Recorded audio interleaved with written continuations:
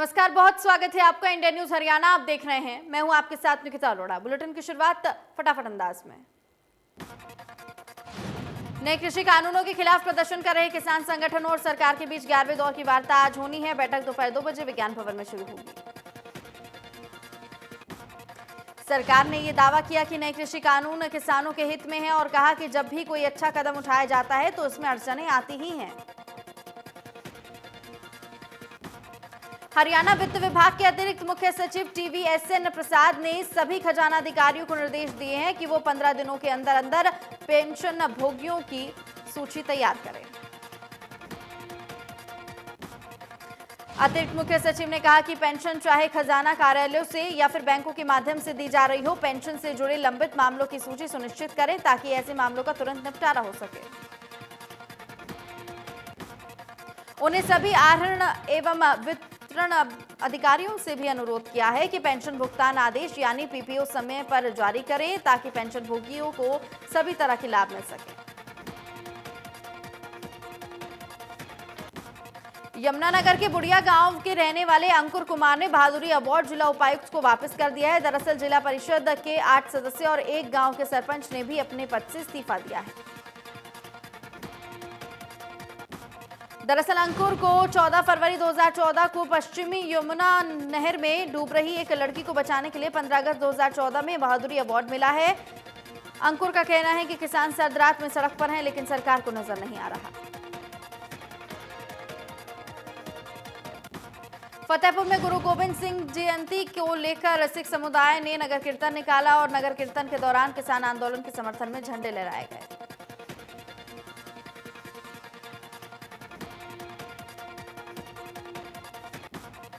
20 जनवरी को गुरुद्वारा साहिब में गुरु गोविंद सिंह जी की जयंती पर गुरुबाणी का कार्यक्रम आयोजित किया गया। कीर्तन में शामिल हुई गाड़ियों पर भी किसान आंदोलन के झंडे लगाए गए। किसान आंदोलन में एकता बनी रहे और किसानों को आंदोलन में सफलता मिले, इसके लिए शंभू टोल प्लाजा पर हवन यज्ञ का आयोजन किया गया। कृषि कानूनों को रद्द करवाने की मांग को लेकर पिछले कई दिनों से लगातार आंदोलन कर रहे हैं अन्नदाता।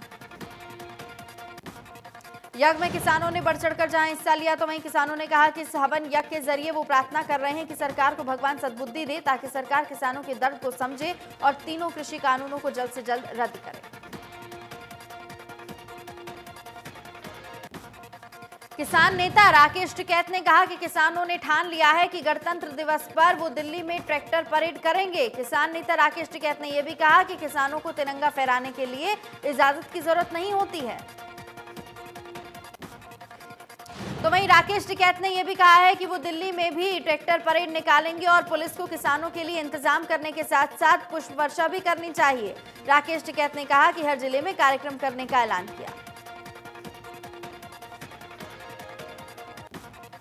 तो वहीं किसानों की 26 जनवरी को होने वाली परेड को लेकर भिवानी में तैयारियां जारी हैं। किसानों ने बड़ी संख्या में ट्रैक्टर पर सवार होकर शहर में मार्च निकाला।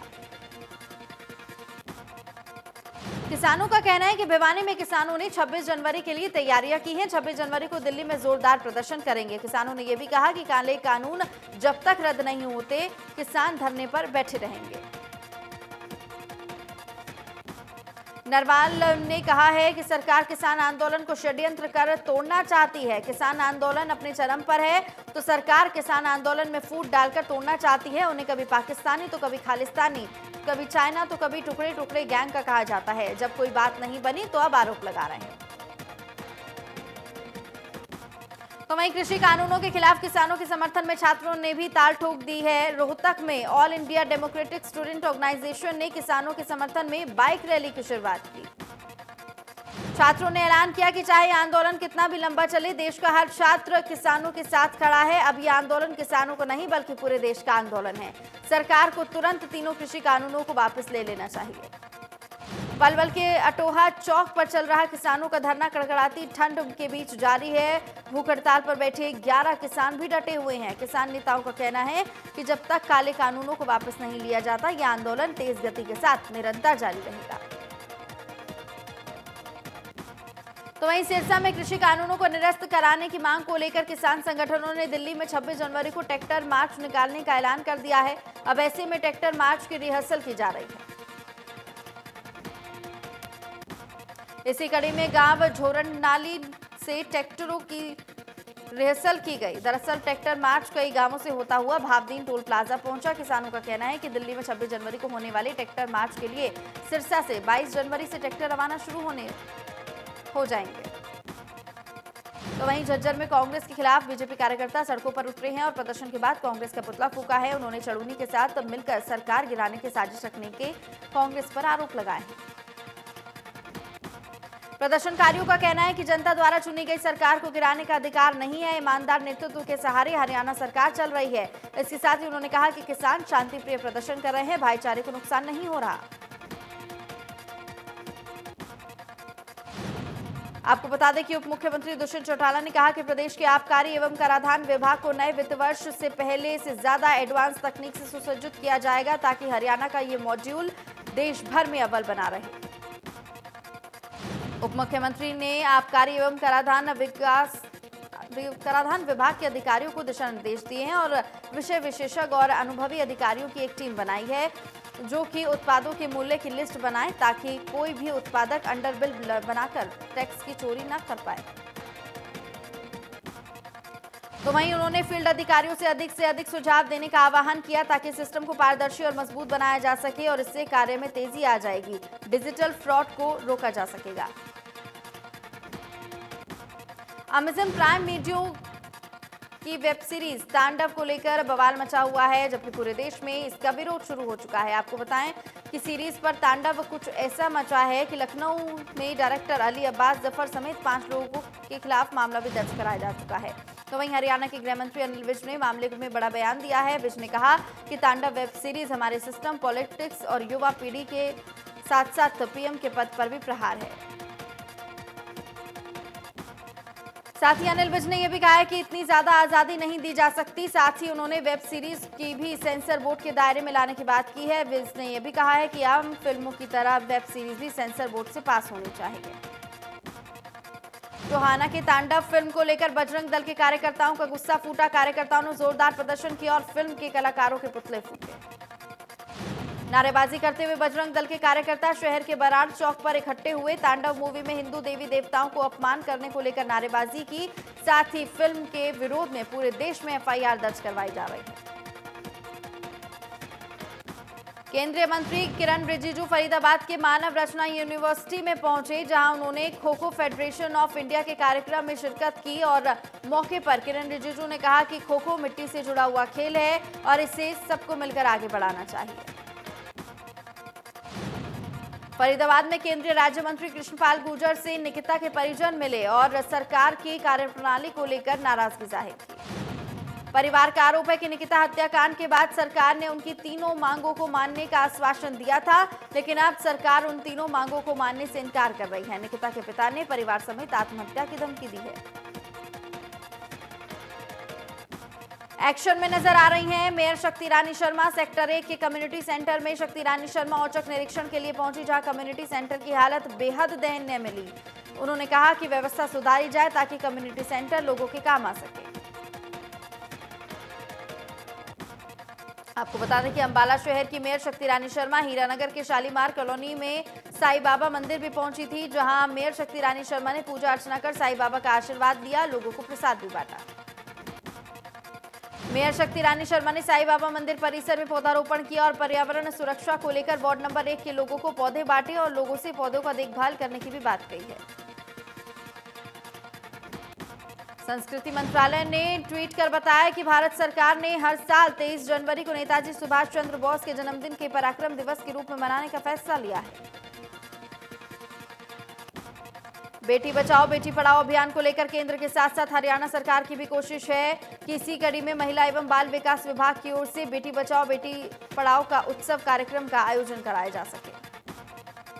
तो वहीं कार्यक्रम में 60 ऐसी महिलाओं को सम्मानित किया जाएगा जिनके 2 बेटी हैं और दूसरी बेटी ने जनवरी 2021 में जन्म लिया। माता पिता को बेटियों को जन्म देने और उनकी परवरिश करने के लिए जागरूक करने का आयोजन किया जाएगा। तो वहीं चौधरी देवीलाल विश्वविद्यालय में doctor Ambedkar student front of India ने 4 सूत्रीय मांगों को लेकर ज्ञापन सौंपा है। ज्ञापन में मांग की गई है विश्वविद्यालय में संविधान निर्माता भारत रत्न बाबा साहेब डॉक्टर भीमराव अंबेडकर की आदमकद प्रतिमा स्थापित की जाए। वहीं गोहाना नगर परिषद की ओर से भगवान परशुराम चौक के शिलान्यास कार्यक्रम का आयोजन किया गया। कार्यक्रम में मुख्य अतिथि एसडीएम आशीष वशिष्ठ रहे। तो वहीं कार्यक्रम की अध्यक्षता नगर परिषद चेयरपर्सन रजनी विरमानी ने की।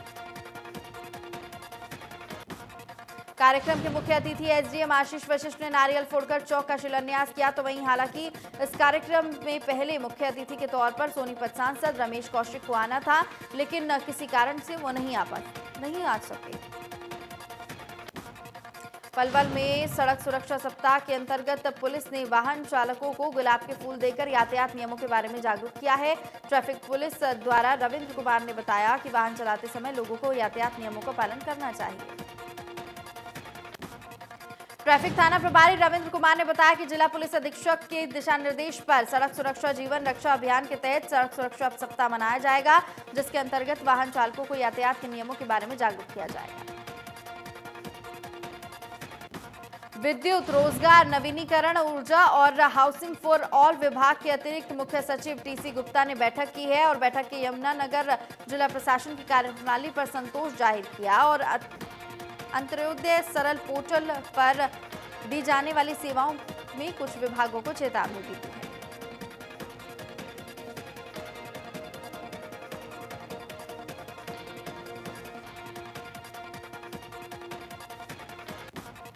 नगर परिषद की ओर से प्रॉपर्टी टैक्स न देने वाले 44 सरकारी और निजी प्रॉपर्टी मालिकों को नोटिस जारी कर दिया गया है। दरअसल नोटिस में सभी से 7 दिन में जवाब मांगा गया। नगर परिषद की ओर से 44 सरकारी और निजी प्रॉपर्टी मालिकों को नोटिस जारी किया गया। अब ऐसे में पहले भी कई बार नोटिस दिए जा चुके हैं, लेकिन ज्यादातर नोटिसों का कोई जवाब नहीं आता और इस बार 1 सप्ताह में ही जवाब देना पड़ेगा। और सबसे ज्यादा शुगर मिल पर तो 2 करोड़ 40 लाख रुपए बकाया है। आपको बता दें कि शहरी स्थानीय निकाय विभाग की ओर से ब्याज माफी योजना 31 मार्च तक बढ़ा दी गई है। टैक्स बकाया वाले प्रॉपर्टी मालिक इस योजना का लाभ उठा सकते हैं। हालांकि करीब 10 महीनों से नगर परिषद की आमदनी लगातार बढ़ रही है। पानीपत में इंसो छात्र इकाई ने अपनी मांगों को लेकर बस स्टैंड पर रोष प्रदर्शन किया है। छात्रों का आरोप है कि छात्राओं के लिए चलाई गई पिंक बसों को बाकी रूटों पर चलाया जाए, जिससे छात्राओं को परेशानी ना हो। देश में 16 जनवरी से शुरू हुए कोरोना के टीकाकरण अभियान के तहत 19 जनवरी तक 4,54,049 लोगों को कोरोना का टीका लगाया जा चुका है। एक दिन में सबसे ज्यादा 2,07,229 लोगों को वैक्सीन दी गई। तो वहीं केंद्रीय स्वास्थ्य मंत्रालय के मुताबिक देश में कोरोना वैक्सीन लगने के बाद दुष्प्रभाव के कुल 0.18% मामले सामने आए। तो वहीं स्वास्थ्य मंत्रालय की माने तो अगले 3 दिन में भारत टीकाकरण को लेकर अमेरिका से आगे निकल जाएगा। स्वास्थ्य मंत्रालय की ओर से बताया गया है कि अमेरिका में जब टीकाकरण शुरू हुआ था तो पहले हफ्ते में 5,56,208 लोगों को टीका लगा था। स्वास्थ्य मंत्रालय के मुताबिक देश में पॉजिटिविटी रेट 1.99% है, तबकि मृत्यु दर 1.44% है। तो वहीं प्रति 10 लाख की आबादी में 7,668 कोरोना के नए मामले रिपोर्ट हुए हैं। 10 लाख आबादी में 110 लोगों की मौत हुई है। तो शाम में कोरोना वायरस के खिलाफ नागरिक अस्पताल में चिकित्सा कर्मियों को वैक्सीन लगाई गई। अभियान का शुभारंभ उपमंडल अधिकारी मनीष कुमार ने किया। नागरिक अस्पताल के वरिष्ठ चिकित्सा अधिकारी डॉक्टर जितेंद्र कुमार ने पहला टीका लगवाया है। पहले 100 कर्मचारियों को पहले दिन कोरोना वैक्सीन लगाए गए। इंद्री के सीएचसी में कोरोना टीकाकरण अभियान की शुरुआत की गई है और इस मौके पर 100 लोगों ने टीकाकरण करने का टारगेट रखा गया। तो वहीं उन्होंने कहा कि सरकार के निर्देशानुसार ये टीकाकरण शुरुआत में सभी स्वास्थ्य कर्मियों को लगाया जाएगा। उन्होंने ये भी कहा कि अफवाहों पर ध्यान ना दें, टीकाकरण जरूर कराएं और साथ ही जिस भी शख्स के पास मैसेज जाए वो टीकाकरण कराने के लिए जरूर आए। उन्होंने ये भी कहा है कि हम खुशकिस्मत हैं, हमारे पास कोरोना वैक्सीन है। तो वहीं कोरोना की रोकथाम के लिए वैक्सीन लगाई जा रही है। वैक्सीन लगाए जाने से तेजी लाई जा रही है। तो वहीं आपको बताएं कि पहले दिन में जहां 6 सेंटरों पर 445 हेल्थ वर्करों और डॉक्टरों को वैक्सीन दी गई, तो वहीं 16 जगहों पर स्वास्थ्य विभाग से जुड़े डॉक्टर और अन्य स्टाफ को भी ये डोज दी गई है। फरीदाबाद में अब ईएसआई मेडिकल कॉलेज में मेडिकल स्टाफ के लिए वैक्सीनेशन शुरू हुआ है। वैक्सीनेशन का शुभारंभ बीजेपी विधायक सीमा त्रिखा ने दीप जलाकर किया। इस मौके पर मेडिकल कॉलेज के वरिष्ठ अधिकारियों ने टीका लगवाकर सभी को संदेश दिया, लोग झूठ की भ्रांतियों में ना फंसें और साथ ही आने वाले समय में बिना किसी डर के टीकाकरण करवाएं और प्रधानमंत्री की मुहिम से सफल बनाएं।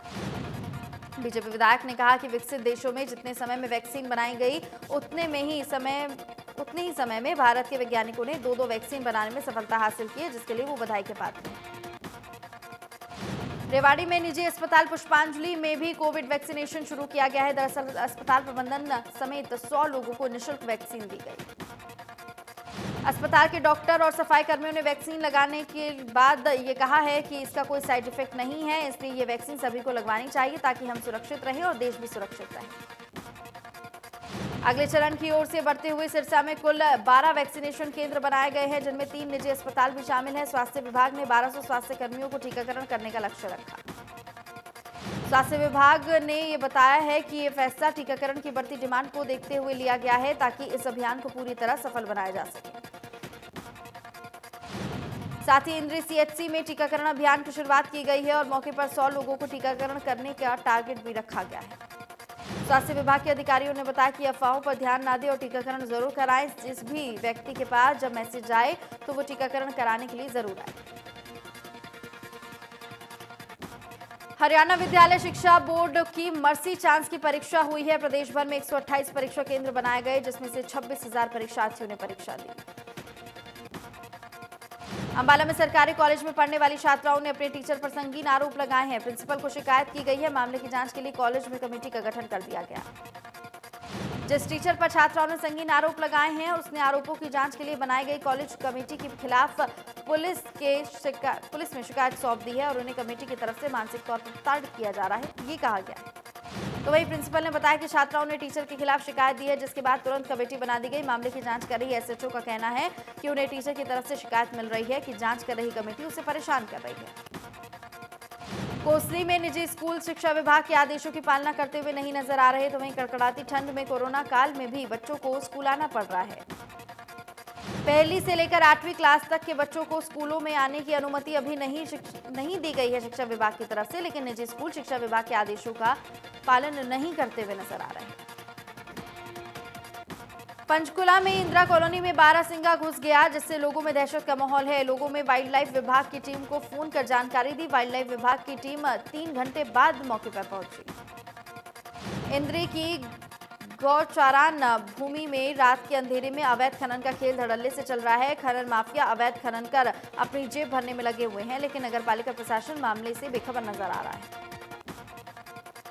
इंद्री अनाज मंडी के साथ बने नए बाईपास स्थित डंपिंग यार्ड के पास गौचारान की भूमि में शहर के ही कुछ व्यक्तियों ने जेसीबी की सहायता से अवैध खनन कर काफी मिट्टी बेच डाली। चरखी दादरी जिले के गांव खेड़ीबुरा के सरपंच ग्राम सचिव पर विकास कार्यों की गोलमाल करने और लाखों का चूना लगाने को लेकर एफआईआर दर्ज की गई है। जिला उपायुक्त के आदेश पर यह कार्रवाई हुई। भिवानी के कितलाना गांव में कत्ल का रोंगटे खड़े कर देने वाला मामला सामने आया और एक शख्स ने अपनी पत्नी की कुल्हाड़ी को वार से हत्या कर दी। दरअसल पुलिस ने पति, सास समेत 3 लोगों को हिरासत में ले लिया है। करनाल की सिविल लाइन पुलिस अधिकारियों ने क्वार्टर्स में चोरों ने सेंध लगाई है। चोरों ने लाखों के गहने और नकदी पर हाथ साफ किया। चोरों के खिलाफ पुलिस ने मामला दर्ज कर जांच शुरू कर दी। झज्जर के एक गांव में एक विवाहिता ने फांसी लगाकर खुदकुशी कर ली है। मृतका के परिजनों ने इसे हत्या का मामला बताया, तो वहीं परिजनों का बयान के आधार पर पुलिस ने मामला भी दर्ज कर लिया है। पुलिस की माने तो मृतका की शादी करीब 14 साल पहले हुई थी और उसने अज्ञात कारणों के चलते अपने घर में ही फांसी का फंदा लगाकर आत्महत्या कर ली है। मृतकों के परिजनों का कहना है कि सास और ससुर के खिलाफ हत्या का मामला दर्ज कर लिया गया है, जिसकी जांच की जा रही है।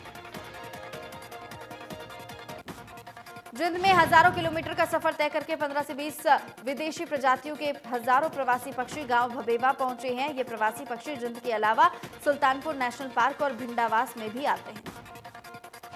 जिंद में इस गांव में करीब 400 एकड़ में तालाब है, जिसमें से ये प्रवासी पक्षी आते हैं। आपको बता दें कि ये प्रवासी पक्षी फरवरी में वापस अपने देश लौट जाते हैं। बर्ड फ्लू को देखते हुए वन्यजीव संरक्षण विभाग तालाब की हर रोज मॉनिटरिंग कर रहा है।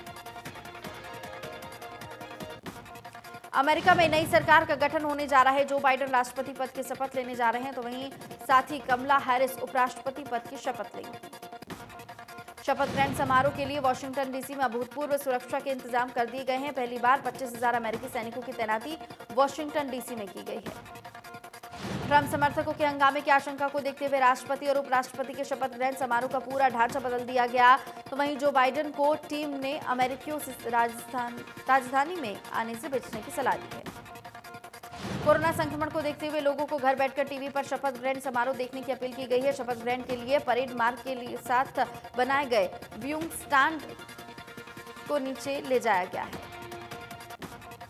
पहले राष्ट्रपति के शपथ ग्रहण समारोह में 2 लाख टिकट दिए जाते थे, लेकिन अब इस बार कोविड-19 के चलते 1,000 टिकटों का इंतजाम किया गया है। सैनिकों की परेड भी वर्चुअल होगी।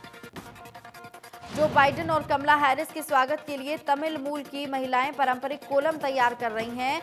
तमिलनाडु में कोलम की कलाकृति हर शुभ अवसर पर बनाई जाती है। ये तैयारियां इस वजह से हो रही हैं क्योंकि उपराष्ट्रपति की शपथ ग्रहण कर रही कमला हैरिस भी तमिल मूल की हैं।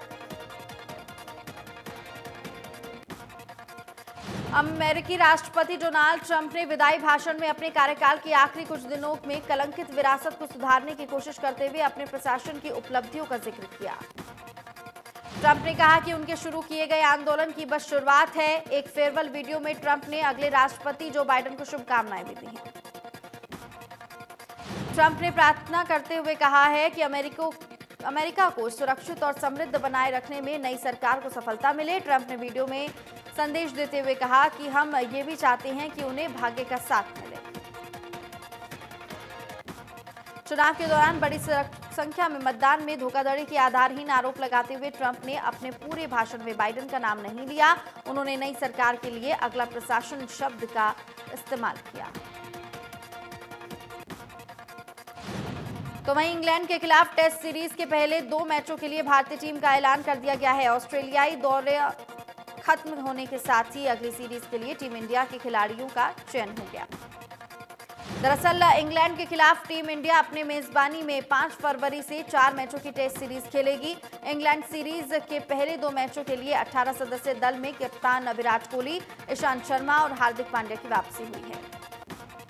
ऑलराउंडर अक्षर पटेल को भी शामिल किया गया है। तो वहीं ऑस्ट्रेलिया में आखिरी टेस्ट में डेब्यू करने वाले टी नटराजन को स्क्वाड में जगह नहीं मिली है। खराब प्रदर्शन के चलते सलामी बल्लेबाज पृथ्वी शॉ को भी टीम में जगह नहीं मिली। पेसर मोहम्मद शमी बाग में फ्रैक्चर के चलते बाहर हैं। तो वहीं रविंद्र जडेजा के अंगूठे में फ्रैक्चर है। उमेश यादव और हनुमा विहारी की मांसपेशियों में खिंचाव है। शुरुआती दोनों टेस्ट मैच चेन्नई में खेले जाएंगे।